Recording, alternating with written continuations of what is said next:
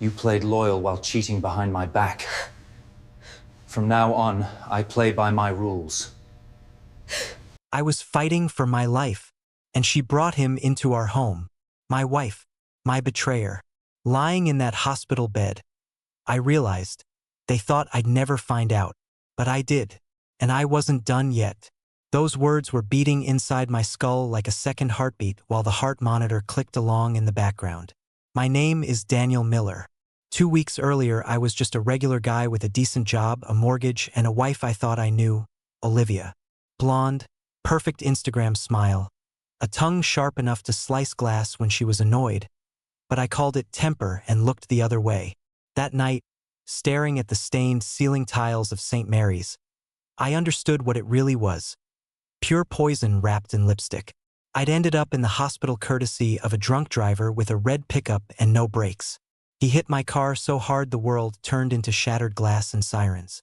I woke up intubated, ribs snapped, leg in a brace, machines breathing for me. The doctors called it critical but stable. I called it barely hanging on. Through the fog of painkillers, one thought kept me going. Olivia will be here. My wife, my person. She'd hold my hand, kiss my forehead, whisper that everything would be okay. You don't question that kind of thing. You build your whole life around it. The first crack appeared on day 3. Nurse Jenna, freckles, ponytail, the kind of calm you only see in people who've watched too many emergencies, was adjusting my four. Your wife's not answering, she said lightly. You want us to try calling your brother again? I frowned. She's not here yet? My voice was still rough, as if someone had lined my throat with sandpaper. Jenna hesitated for a millisecond. She came the first night, she said. Signed the consent forms. Haven't seen her since, honey. Maybe she needed some rest. Rest. My lungs were full of bruises, and Olivia needed rest. I forced myself to nod, but something icy slid under my ribs and stayed there. The real punch landed that evening. My younger brother, Chris, barreled into the room like a storm, baseball cap, hoodie, too much energy for a hospital corridor. Behind him was his girlfriend, Emily, clutching a plastic bag of snacks. Danny, man, Chris said, grabbing my hand carefully. You look like crap. I tried to laugh and winced. Thanks. Where's Olivia? You seen her? Chris's eyes flicked to Emily. She looked away, chewing her lip. What? I pushed, heat rising in my chest. What is it? Emily spoke first. Danny, maybe this isn't. Just spit it out. I snapped. Chris exhaled slowly. Look. Liv said she needed to clear her head after the accident. She asked me to check on you today instead. He scratched his neck, gaze dropping. But that's not the problem. There's more. My voice climbed higher than the heart monitor. He pulled out his phone, turned it so I could see the screen. I wasn't snooping, he said quickly. It popped up on my feed. A neighbor posted a story. I think you need to see it. On the video, our front door filled the frame. My front door. The caption read, "Rich couple next door never sleep, lol." The clip was shaky, recorded through a window at night. Headlights washed over the driveway. A dark sedan pulled up. Olivia stepped out first, in a tight black dress I'd never seen before, heels clicking on the concrete. She laughed, tossing her hair. Then another figure emerged from the car. Tall, broad shoulders, close-cropped dark hair, expensive suit. I knew that profile. Tyler Grant, my own boss. My chest clenched so hard the monitor shrieked. Jenna rushed in from the hallway, hands already reaching for my pump. Danny, breathe, Chris said, panic in his voice. You gotta breathe, man. On the video, Olivia took Tyler's hand. Not friendly, not casual, interlaced fingers like they'd done it 100 times. She leaned into him, said something I couldn't hear, and he laughed. They slipped through my front door together as the clip ended. The world narrowed to a tunnel. The steady beeping became one long, suffocating tone until Jenna smacked the monitor, punched a few buttons, and barked something to another nurse. Someone adjusted my oxygen. The tone broke back into scattered blips. Okay. Daniel, you're okay? Jenna murmured. You're safe. In through your nose, out through your mouth. That's it. Safe. My body might have been, for the moment. My life, not even close. I stared at the freeze frame on Chris's screen. Olivia's hand on Tyler's chest. His mouth near her ear. They were standing in my doorway, beneath the stupid ceramic home sweet home sign she'd insisted on buying. Any normal explanation vanished right there. Chris tried to defend her because that's who he is. Maybe he's just dropping her off, he muttered. Maybe. She doesn't hold her boss's hand like that, I rasped. Not unless she's rehearsing for a romance movie. Emily was silent, eyes glossy. She knew. Women always know. My ribs screamed as I dragged in a breath. The pain didn't even register over the burn in my chest. I was fighting for my life, I said quietly, more to myself than to them. And she brought him into our home. The phrase hung in the air, too sharp to touch. My wife, my betrayer. Jenna squeezed my shoulder. You need to rest, she said gently. Your heart can't handle this kind of stress right now. But rest was impossible. Every time I closed my eyes, I saw Olivia's smile in that video, carefree, glowing, the way she never smiled at me anymore. The way she used to, before she started checking her phone at the dinner table, before she began calling me dramatic whenever I asked if everything was okay. In that hospital bed, I realized something brutal and crystal clear. They thought I'd never find out. Olivia and her shiny corporate prince probably assumed I'd die hooked up to machines, or at best limp through rehab too broken to ask questions. But I wasn't dead. I let the anger settle, not like an explosion, but like wet cement, heavy, shaping itself around a decision. Shock would fade. Hurt would come in waves. I could feel it already, starting at the edges. But underneath all of that, something colder was forming. I wasn't done yet. Chris, I said, voice steadying, I need you to do something for me. He blinked. Anything. Tomorrow, go to my place. Don't let Olivia know. Put a camera in the living room, one in the hallway upstairs. You know where I keep the spare keys. Emily gasped. Danny, that's me protecting myself. I cut in. If she's bold enough to walk him through my front door while I'm hooked up to tubes, that's not a one-time thing. Jenna shot me a look that said she didn't approve, but she also didn't argue.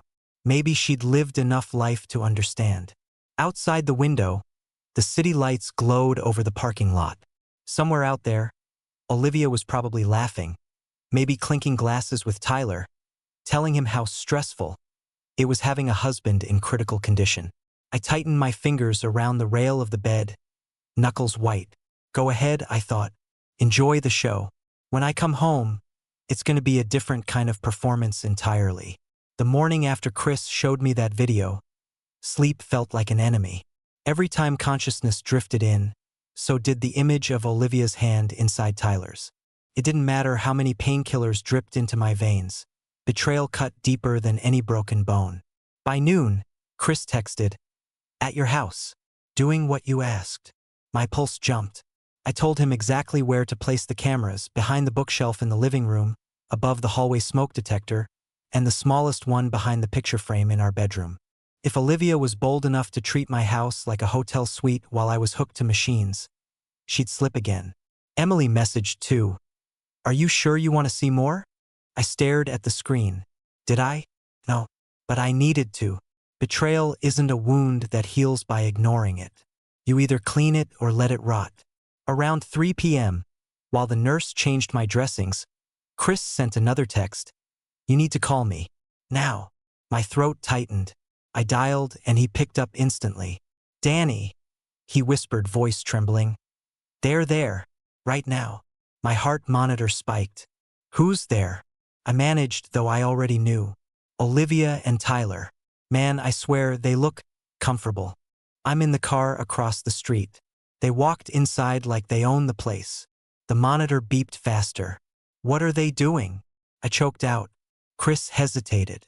"They're drinking wine in the living room, laughing. She's wearing your hoodie, the one from your college. That hoodie was older than our marriage. Olivia used to say it smelled like me, like home."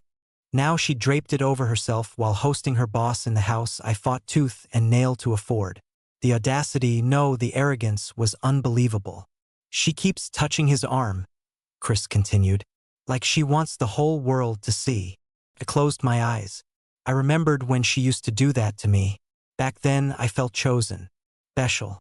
I didn't realize she was rehearsing techniques she'd use on someone richer, more powerful, someone who didn't have scratches on his hands from fixing things around the house himself.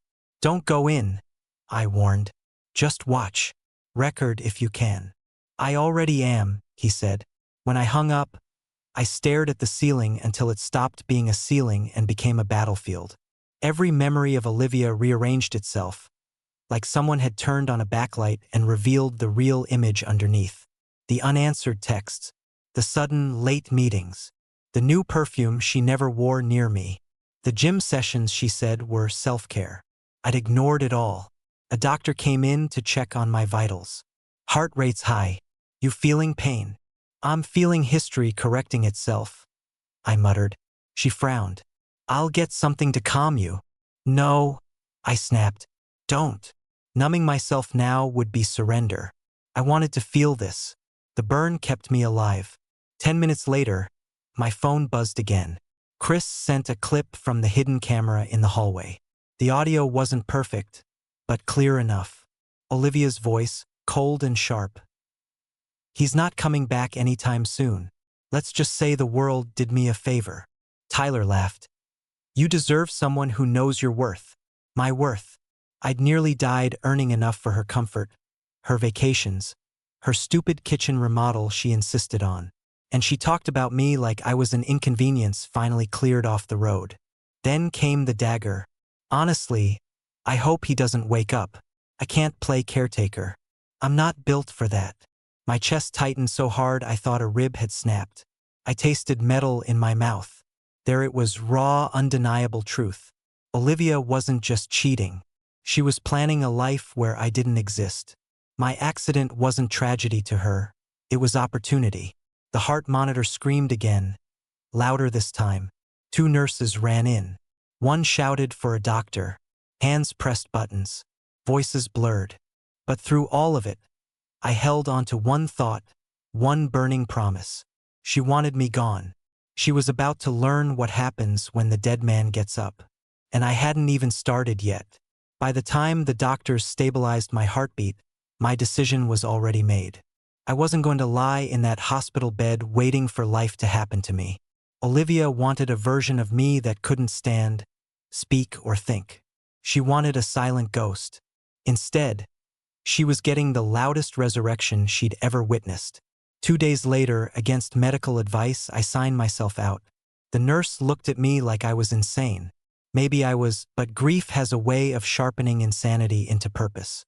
Chris drove me home in his old Chevy truck. Every pothole felt like a hammer to my ribs, but the pain only fueled me. You sure about this? Chris asked, eyes fixed on the road. No, I said honestly, but I'm more sure than I've ever been about anything.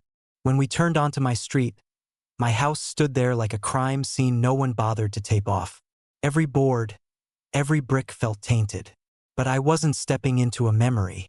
I was stepping into enemy territory. Chris parked a few houses down so Olivia wouldn't see us. I limped the rest of the way, leg throbbing, breath ragged. The front door was unlocked. Of course it was. Why lock up something you think you own? Inside, the smell hit me first. Vanilla candles. She always lit those when she wanted ambience. Something intimate. Something suggestive. My stomach twisted. Voices floated from the kitchen. Her voice, too sweet to be real, and his, deeper than I remembered. I moved slowly, bracing against the wall. Every step a declaration. I am here. I am not dead. And this is my house. They didn't see me at first. Olivia was leaning against the counter in leggings and one of Tyler's shirts. My shirt wasn't good enough anymore. Huh? Tyler stood close behind her, like a shadow she'd summoned. Her laugh was a sound I used to chase. Now it made my skin crawl. Liv, he murmured, touching her arm. Once everything settles, we'll have the freedom we want. Freedom. My fingers curled around the doorframe. My voice came out hoarse, raw, but unmistakably alive. Don't let me interrupt your freedom. Olivia jerked as if someone had fired a gun. Her face drained of color so fast it was almost impressive. Tyler spun around, eyes wide. Danny, Olivia whispered. You're supposed to be dead. Finished. Yeah, sorry to ruin your plans. Her lips parted, searching for a lie, because lying wasn't her habit, it was her nature. She straightened up, arms crossing, eyes narrowing like I was the one who betrayed her. You can't just storm in here like this, she snapped. I live here, I said. Remember? Husband? Mortgage? Wedding vows? Tyler stepped forward, trying to puff himself up. You need to calm down, Daniel. You've been through a trauma. I laughed. Not a normal laugh. A jagged, broken one that filled the whole room. You're worried about my trauma? I asked. You walked into my house like it was a VIP lounge. Olivia's expression shifted. Fear to arrogance. Arrogance to annoyance. Look, she said, rolling her eyes. This isn't what you think. I raised a finger. Don't insult me. I've heard everything. The cameras caught it all. Every word. Especially the part where you hoped I wouldn't wake up. Her jaw clenched. Tyler looked at her in shock. She hadn't told him she said that. You recorded us? She hissed. That's illegal. So is having your boss play house while your husband is fighting to stay alive. I shot back. Silence detonated like a bomb. Then Olivia did something I will never forget. She smirked. Actually smirked. You were always dramatic, Danny, she said, voice dripping venom. I wanted more than a man who fixes sinks and cries when life gets tough. She gestured toward Tyler. He sees my value. That's not value, I growled. That's vacancy. You filled the first empty space that opened. Tyler swallowed hard. This isn't what it looks like, he stammered, clearly realizing he was drowning in a situation far uglier than he expected. Oh no, I said, stepping closer. It's exactly what it looks like. Olivia scoffed. What now? You're going to threaten us? I shook my head. No. I don't need to threaten you. I leaned in, voice barely above a whisper. I just need to be patient. And patience is something I suddenly have a lot of. I walked past them, out of my own house, leaving Olivia frozen, mouth open, Tyler pale and sweating. Let them wonder what came next, because the dead man was now writing the script. When the front door closed behind me, the night air hit my lungs like ice. I hadn't realized how suffocating the house had become until I stepped out of it. I leaned against Chris's truck, every breath scraping through my chest, my ribs screaming, my leg trembling. My body was broken, but my mind was wide awake in ways it had never been before. Chris rushed over, eyes wide. Dude, what happened? You look like you saw a demon. I let out a hollow laugh. I didn't see one, I whispered. I married one. For a moment, I stood there in silence, my heartbeat pounding in my ears. Anger was easy. Rage was instinctive. But what came after, what hit me in waves, was harder to name. It felt like someone had scooped out my insides and left me hollow. Betrayal doesn't stab once. It stays inside, twisting, reshaping everything you thought was real. Chris opened the truck door, but I didn't get in. My legs felt glued to the concrete. How long? I murmured, staring at the house. Was I living next to strangers? Memories flashed without permission. Olivia laughing in our kitchen. Olivia kissing my cheek on the day I got promoted.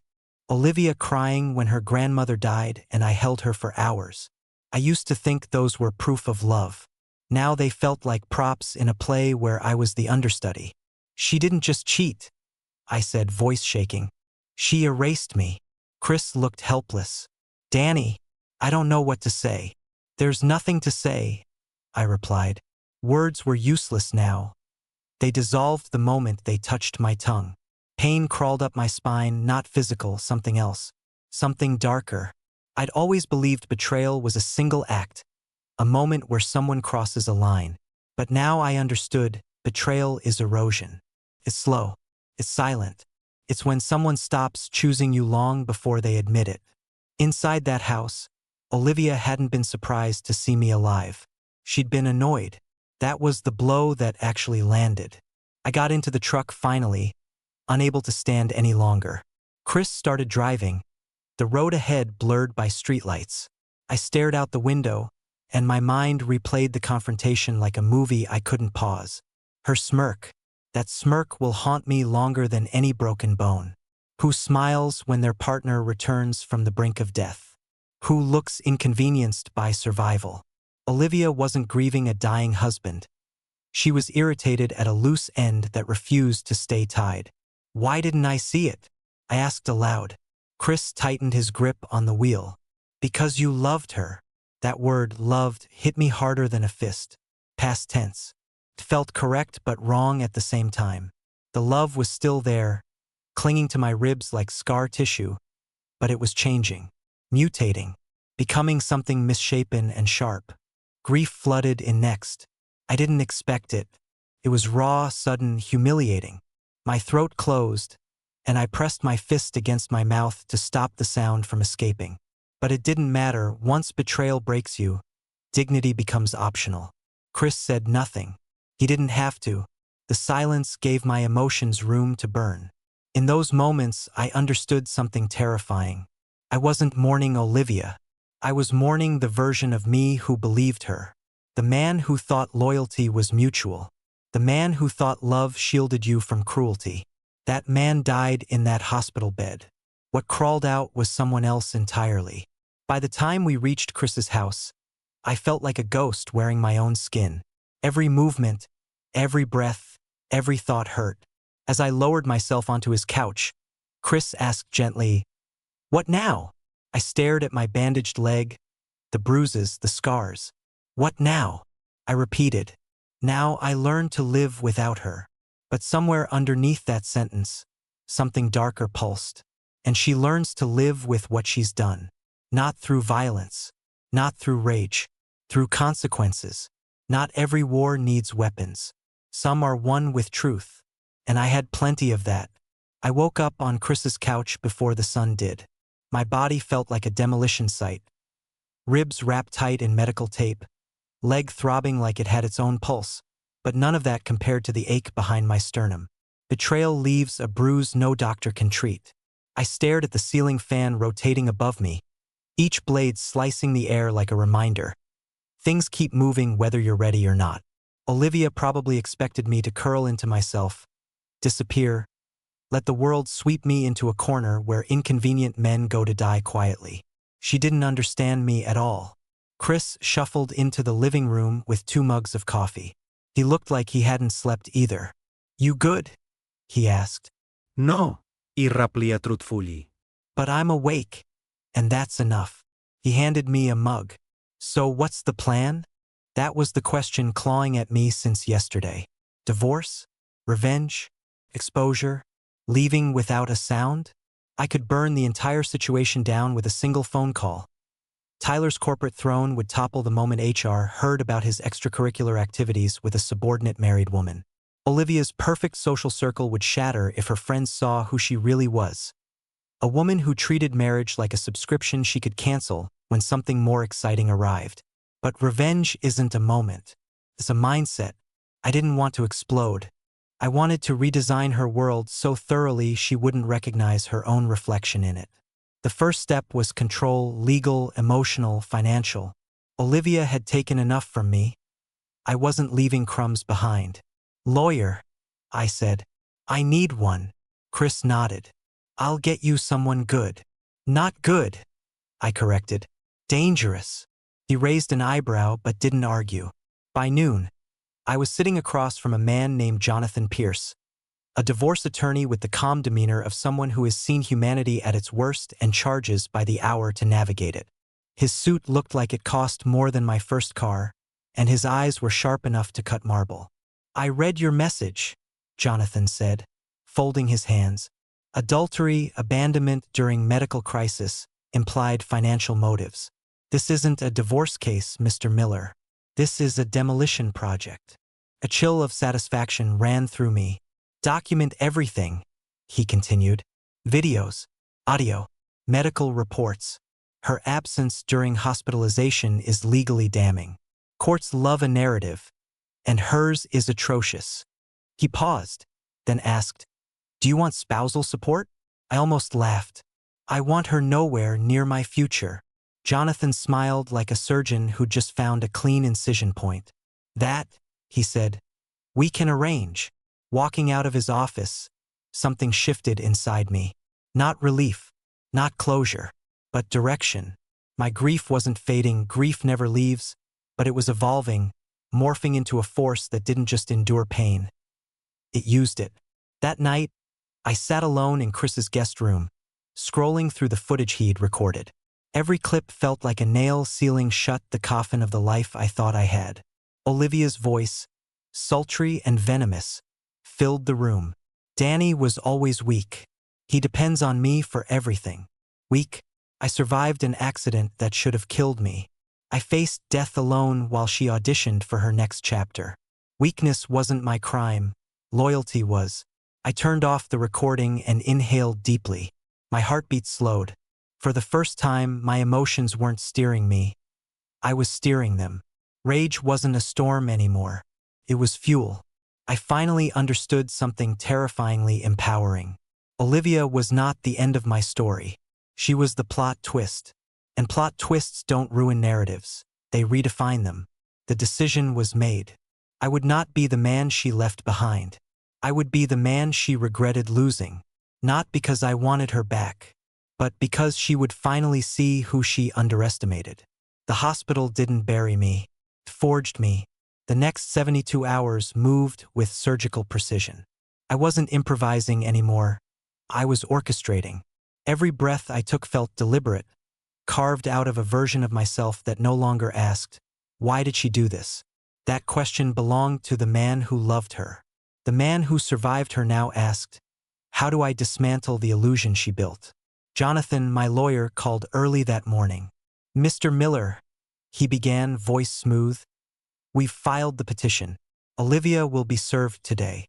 I didn't feel nervous. I didn't feel vindicated. I felt ready. A quiet kind of ready, the kind soldiers must feel right before stepping onto foreign soil. You don't want the war, but you know you're already in it. Chris drove me back to my house. Not to move in, not to reconcile, but to watch the beginning of a collapse. I wasn't hiding anymore. Olivia needed to see me alive, moving, deciding. When we parked, Olivia's car was already in the driveway. She was home. Good. I stepped out slowly, leg throbbing. Chris hovered beside me like a guard dog. But this wasn't his fight. It was mine. Inside, Olivia was in the living room packing a suitcase. Not a regular suitcase, a desperate one. Clothes thrown in without folding, jewelry cases open, makeup scattered like debris. Tyler wasn't anywhere in sight. She froze when she saw me. If shock had a temperature, hers was Arctic. "Danny," she said, voice cracking, "why are you here?" Such a stupid question.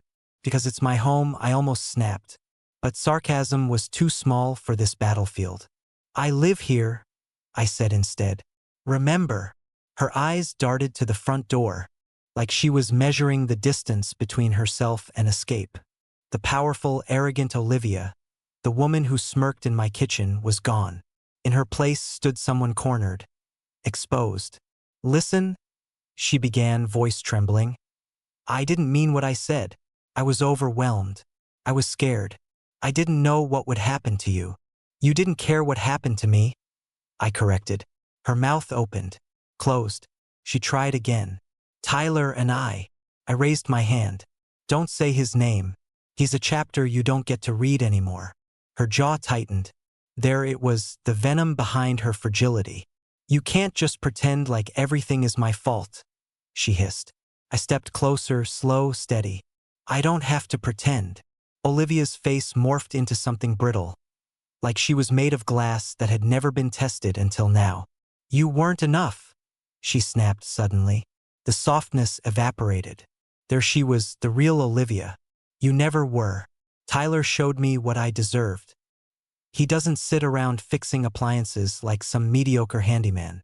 It hurt, not because of what she said, but because she believed it. You know what's funny? I replied quietly.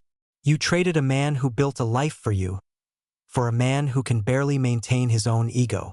Her nostrils flared. You think you're better than him? No, I said. I don't think I'm better. I know I am. I reached into my pocket and pulled out a white envelope. Her name was printed on the front. She stared at it like it was a bomb. What is that? Consequences, I said, handing it to her. She tore it open. The moment she saw the words petition for divorce, color drained from her face. You're divorcing me? She whispered, voice small. No, Irraplia. I'm releasing myself. For the first time since the hospital, I felt something shift. A crack in the weight pressing on me. A breath of freedom. Olivia blinked rapidly. Anger rose like a tide she couldn't control. You think you can destroy me? She spat. I'll tell everyone you're unstable.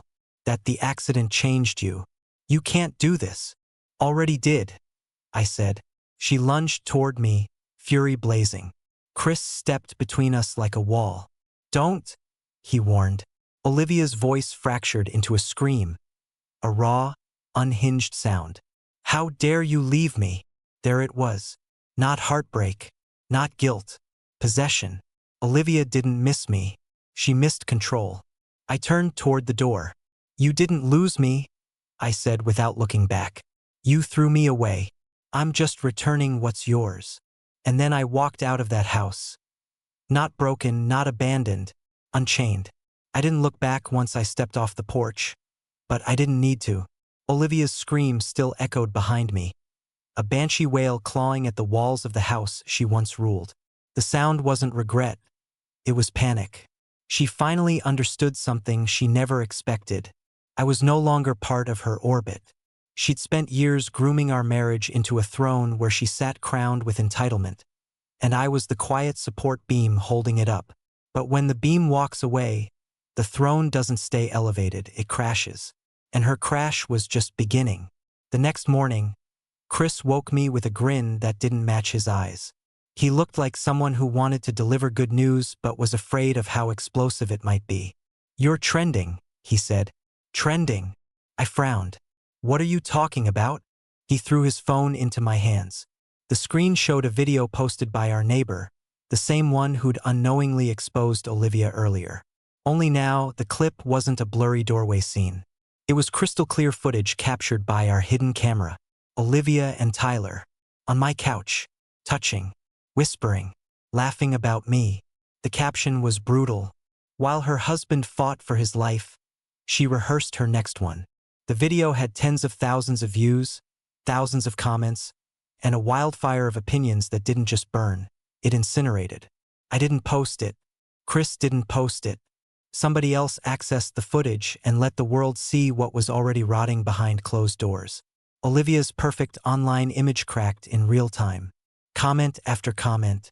Who treats a sick husband like that? She's evil. I hope he leaves her penniless. Strangers were building the bonfire she lit. My chest tightened.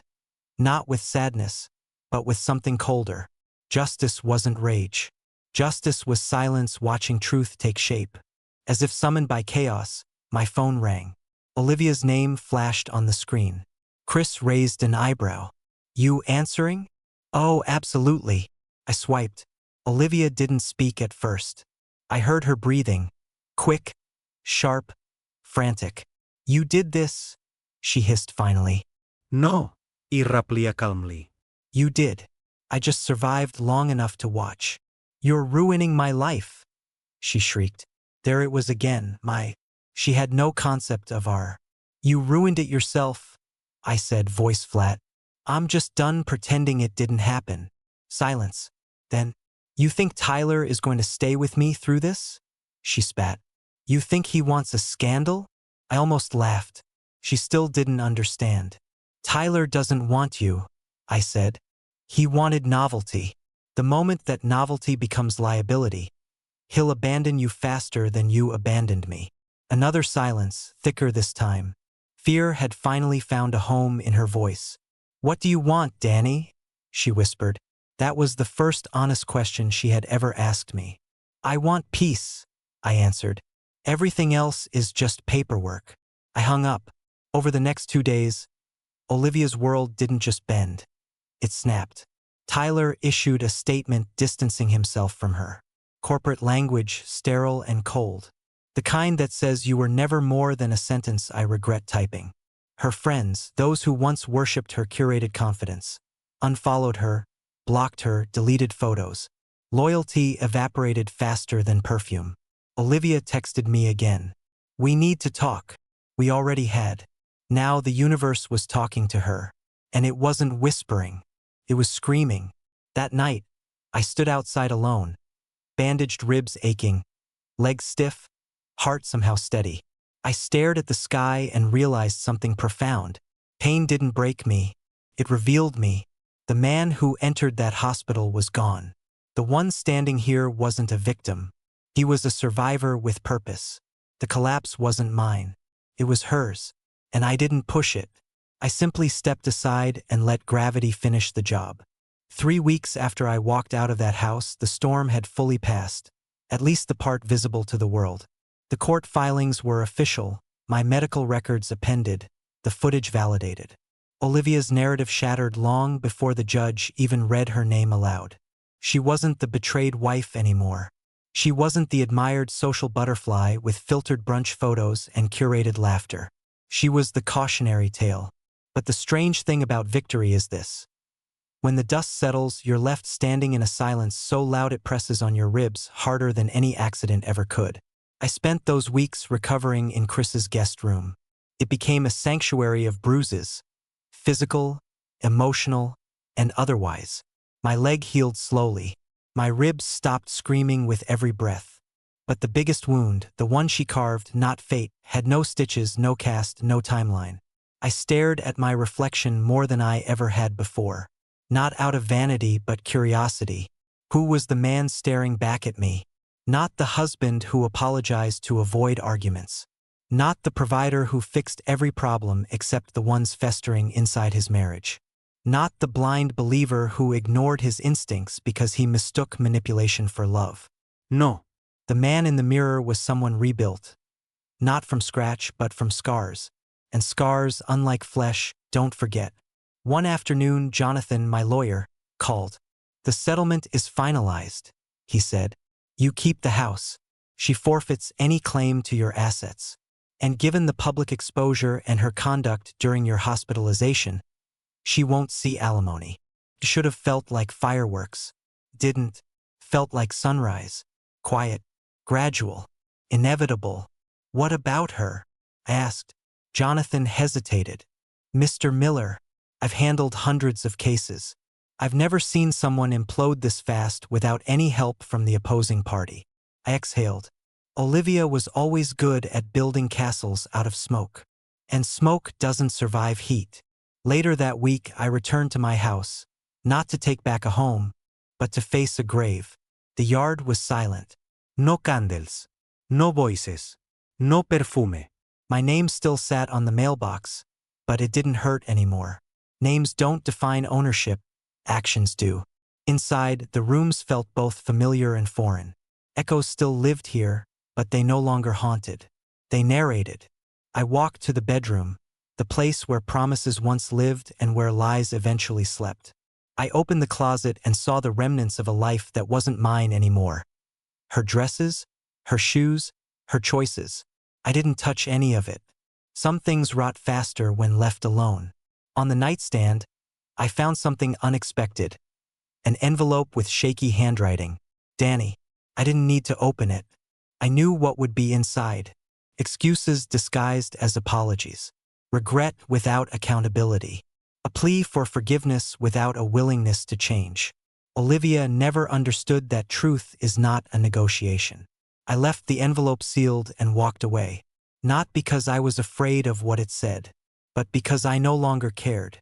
People assume betrayal ends when the cheater is exposed. They're wrong. Betrayal ends when the betrayed finally stops bleeding. And that requires something more powerful than revenge. It requires release. Standing in the doorway, I whispered the words I never expected to say. Thank you. Not gratitude for what she did, but for what it revealed. Strength is not proven by surviving love. Strength is proven by surviving the loss of who you thought you were because of it. To any man reading this, anyone who's felt that same crack inside their chest, listen carefully. A betrayal doesn't define you. A liar doesn't diminish you. A coward doesn't replace you. Pain is temporary. Clarity is permanent. And once you rise, not even the person who tried to bury you will recognize the man standing in your place. The end.